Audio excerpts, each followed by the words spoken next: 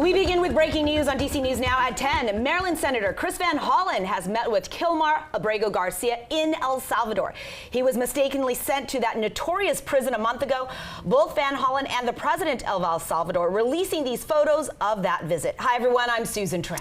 And I'm Chris Flanagan. Noticeably absent, though, from Senator Van Hollen's social media post, any mention on if Abrego Garcia is coming home. His attorneys are still fighting to force the Trump administration to facilitate his return. And a federal judge slamming the Trump administration for not fixing its mistake of deporting him in the first place. It's the latest in the legal saga for Abrego Garcia. DC News Now's Max Marcilla has been following this case very closely. Max, a lot happening. Let's start on the legal side. What did today's ruling say? Sure. Well, if you remember on Tuesday, a federal judge said Trump administration officials will be deposed for answering questions about why the administration has not facilitated Abrego Garcia's return. Well, today, 3 appeals court judges ruled that does still need to happen.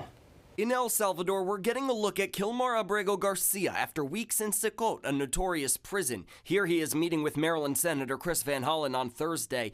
Last month, Abrego Garcia was detained in Prince George's County and mistakenly deported to El Salvador. The Supreme Court rules the Trump administration needs to facilitate his return, but a federal judge says that hasn't happened. I have to refer again to the lawyers. Back in the States, Abrego Garcia's case is heating up a battle between the Trump administration and federal courts, this time with a warning from a federal appeals judge who writes the legal conflict promises to diminish both branches of government. Due process.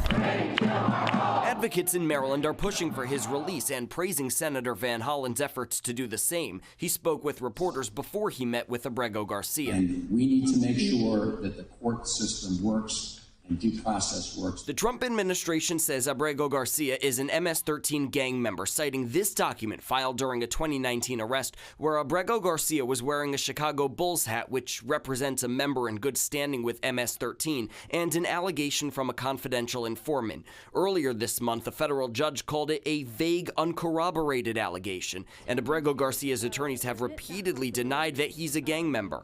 The judge today writing, "The government asserts that Abrego Garcia is a terrorist and a member of MS-13, perhaps, but perhaps not. Regardless, he is still entitled to due process." But I am here to vouch for the judicial system in the United States.